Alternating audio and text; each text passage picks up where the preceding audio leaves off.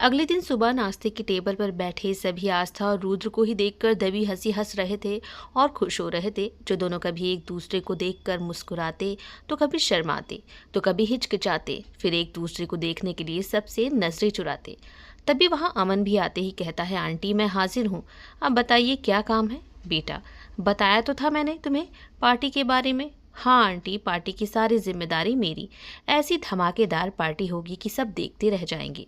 Party के सारे arrangement मैं देख लूँगा, आप बेफिक्र रहें, कहकर रुद्र के पास ही बैठकर अमन नाश्ता करने लगा। हाँ बेटा, वैसे मैं फ़ोन करके सबको इनवाइट कर दूंगी। बाकी तुम रुद्र अपने दोस्तों को भी पार्टी की बता देना। और आस्था बेटा, तुम्हारे भी कोई रिश्तेदार हो जिन्हें तुम शामिल करना चाहती हो पार्टी में तो बता दो, मैं सबसे कह दूंगी। ये सुन आस्था उदास हो जाती है। रुद्र कहता है, इसमें उदास होने वाली कौन सी बात है। आस्था, भैया भाभी से अपने एक बार कहकर तो देखो। मुझे लगता है कि हमें अपनी तरफ से तो कहना चाहिए, बाकी उनकी मर्जी है। ये तो नहीं रहेगा कि तुमने किसी से कहा नहीं। नहीं रुद्र जी, वो नहीं आएंगे और मेरी हिम्मत नहीं है उनके सामने जाने की अब। अरे तो बेटा हम सब चलेंगे आज ही। शॉपिंग के बाद मैं खुद तुम्हारे भैया से कहूँगी कि जो भी गुस्सा है वो हटाकर तुम्हें आशीर्वाद दे। रुद्र की मम्मी ने जिद की तो आस्था मान गई। हाँ मम्मी, मैं और आस्था चले जाएंगे। अच्छा क्यों, आज तुम्हें ऑफिस नहीं जाना है क्या। मम्मी आप ही ना, ऑफिस क्यों, मैं भी तो चलूँगा ना शॉपिंग पर आप सबके साथ। अरे मुझे भी तो लेने हैं कपड़े पार्टी में पहनने के लिए। तभी रुद्र के पापा ने कहा, हाँ रुद्र ऑफिस क्यों जाएगा, कुछ दिन सारा काम मैं ही संभाल लूँगा, पार्टी के बाद ही ये ऑफिस आएगा अब। अच्छा ठीक है, तो तुम अमन के साथ शॉपिंग पर जाना, क्योंकि शॉपिंग पर हमारे साथ अवंतिका और तुम्हारी बड़ी मम्मी भी साथ ही चल रहे हैं। वहाँ लेडीज़ में तुम्हारा क्या काम। ठीक है कहकर रुद्र नाश्ता करने लगता है। नाश्ता करने के बाद रुद्र के पापा ऑफिस चले जाते हैं। अवंतिका और रुद्र की बड़ी मम्मी भी थोड़ी देर बाद आ जाती हैं। हॉल में सोफे पर सभी बैठे बातें कर रहे होते हैं। तभी रुद्र की बड़ी मम्मी बोल पड़ती हैं, मुझे तो पहले दिन से ही लग रहा था कि इन दोनों के बीच ज़रूर कुछ चल रहा है। मैंने अवंतिका बहू से कहा भी था, पर ये मानने को तैयार ही नहीं थी। पर रुद्र बेटा, तुमने ऐसे शादी की ना तो मुझे और तेरे बड़े पापा को बहुत ही अच्छा लगा। अरे अंकुर और अवंतिका की ग्रैंड वेडिंग हुई थी और देखो अब क्या हो रहा है। दिल में इज्जत और प्रेम होना चाहिए, जो तुमको और आस्था को देखकर समझ आ जाता है। तुम दोनों की जोड़ी बेस्ट है। और अंकुर और अवंतिका, बीच में ही बात काटते हुए रुद्र की मम्मी बोल पड़ती हैं, अरे आस्था बेटा, अपनी बड़ी सास के पैर तो छुओ। रुद्र हैरानी से कहता है, मम्मी क्या हुआ है आपको, अभी तो मैंने और आस्था ने पैर छुए हैं। अरे तो एक बार और छू लो। पैर छूकर रुद्र कहता है, अच्छा ठीक है, आप सब बातें करिए मम्मी, मैं अमन के साथ जा रहा हूँ कमरे में। चल अमन, कहकर रुद्र और अमन वहाँ से चले जाते हैं। काव्या जाओ अपनी भाभी को लेकर कमरे में, तुम दोनों भी तैयार होकर जल्दी से आ जाओ। फिर कुछ देर में हम सब साथ में चलेंगे शॉपिंग के लिए। आस्था और काव्या दोनों कमरे में आ जाते हैं। इधर अवंतिका रुद्र की मम्मी से कहती है, चाची जी आप मम्मी के साथ बैठकर बातें करिए, मैं काव्या और आस्था के पास जा रही हूँ।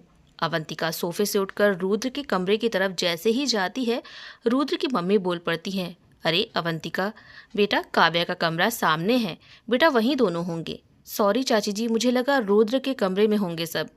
रुद्र की मम्मी को अवंतिका का बर्ताव बहुत ही अटपटा सा लगा। वो मन में ही बोली, ऐसा तो नहीं कि अवंतिका रुद्र और आस्था के बीच आने की कोशिश करेगी। अच्छा चाची जी, मुझे रुद्र से भी थोड़ा काम है, उससे मिलकर मैं आती हूँ, कहकर अवंतिका जल्दी से सीढ़ियों से चलकर रुद्र के कमरे में जाती है। अमन और रुद्र दोनों बातें कर रहे थे कि उनकी नज़र अवंतिका पर पड़ती है, जो दरवाजे के पास ही खड़ी थी। रुद्र फौरन नजरें फेर कर अपना मुंह घुमा लेता है और उधर अमन अवंतिका से कहता है, क्या हुआ अवंतिका भाभी, आपको कोई काम है क्या। हाँ मुझे रुद्र से काम है, क्योंकि मुझे रुद्र से बात करनी है। रुद्र सख्त लहजे में कहता है, अमन अवंतिका से कह दो कि वो यहाँ से चली जाए, मुझे उससे कोई बात नहीं करनी है। रुद्र, आज चाहे तुम मुझ पर कितना भी गुस्सा कर लो, मैं बिना बात किए तुमसे यहाँ से बिल्कुल भी नहीं जाऊँगी। रुद्र, मैं तुमसे माफ़ी मांग रही हूँ, मैंने जो तुम्हारे साथ किया वो अच्छा नहीं किया। अवंतिका, ये सब बातें करने से कोई फ़ायदा नहीं है, क्योंकि अब सब मैं भूल गया हूँ और मैंने तुम्हें माफ़ भी कर दिया है, तो अब प्लीज़ तुम यहाँ से चली जाओ। क्या मैं इतनी पराई हो गई हूँ रुद्र कि 2 पल अब तुम बैठकर मुझसे बात भी नहीं कर सकते हो। रुद्र अवंतिका के सामने मुंह करते हुए कहता है, अच्छा ठीक है, बैठो और बोलो क्या बात करनी है। मैं जानती हूँ रुद्र कि मैंने तुम्हारा दिल बहुत दुखाया है, पर तुम ऐसे आस्था से शादी करने का नाटक करोगे, मैंने ये तो कभी नहीं सोचा था। 1 मिनट अवंतिका, तुम्हारे कहने का मतलब क्या है? यही मतलब है कि जो भूल हुई है मुझसे उसका एहसास दिलाने के ही लिए ये सब तुमने किया है ना? मुझे जलाने के लिए ये सब कर रहे हो ना? क्योंकि एक बार मैंने उसे मना किया था कॉलेज में कि वो तुमसे दूर रहे, और तुम्हें लगा उसको घर ले आऊँगा नकली शादी करके, ताकि तुम मुझे जला सको। क्योंकि तुमको पता चल गया है ना कि मैं और अंकुर अलग हो रहे हैं। अमन और रुद्र हैरानी से एक दूसरे की तरफ देखते हैं। ऐसे क्या घूर रहे हो तुम दोनों एक दूसरे को? सही तो कह रही हूँ मैं। तुम्हें पता है ना अंकुर, और मेरा तलाक हो रहा है, घर में भी सबको पता है। अमन अपने सिर पर हाथ रखते हुए कहता है, ओह गॉड, अब ये सब क्या है? रुद्र भी हैरानी से कहता है, देखो अवंतिका, पहली बात, मुझे नहीं पता था कि तुम दोनों का तलाक हो रहा है। और अवंतिका, ऐसा कुछ भी नहीं है जैसा तुम सोच रही हो।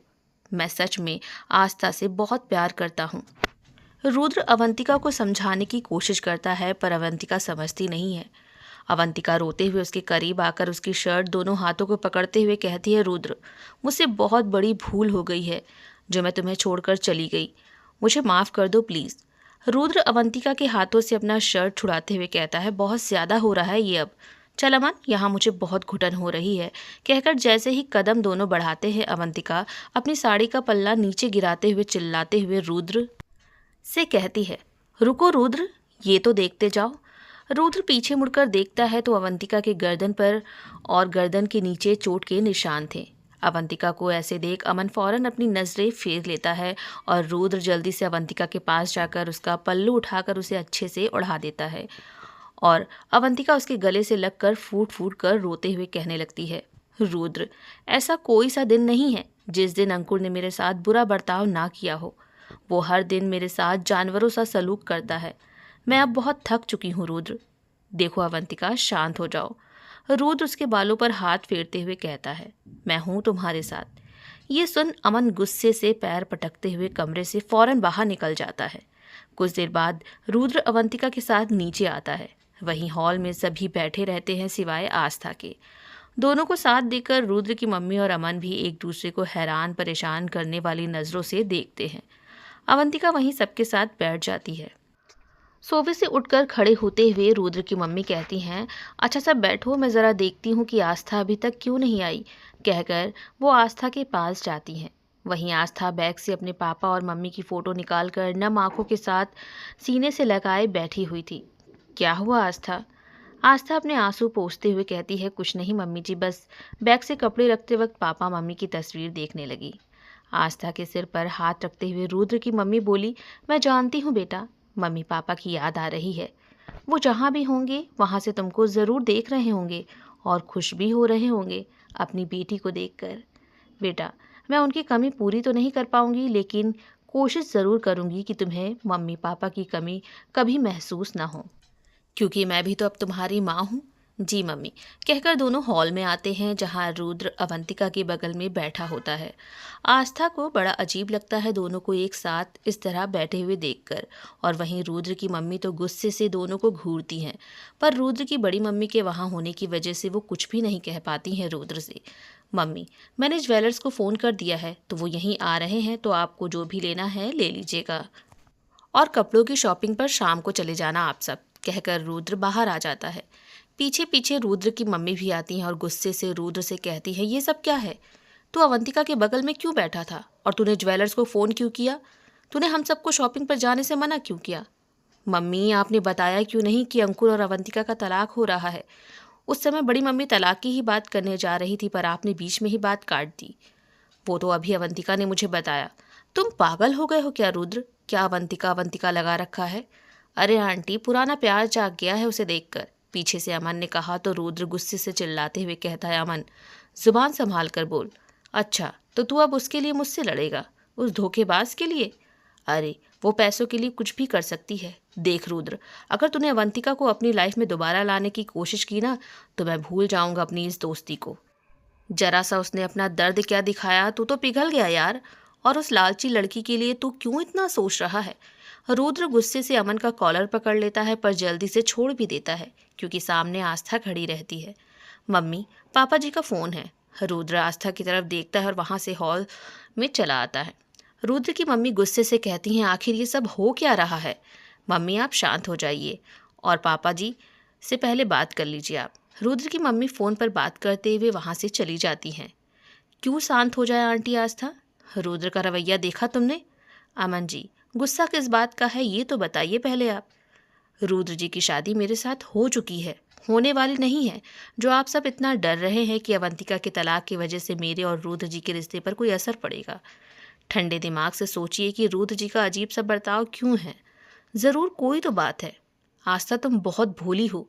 तुम नहीं समझ रही हो अवंतिका के प्रति रुद्र का इस तरह नरम दिल होना अच्छी बात नहीं है।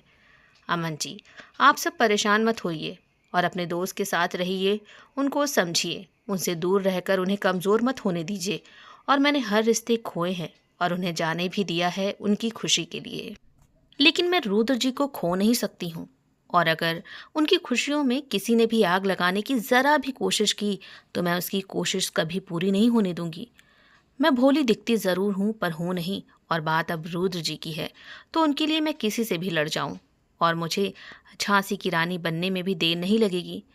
लेकिन ये नौबत आएगी नहीं, मुझे पता है, क्योंकि मुझे रुद्र जी पर पूरा भरोसा है।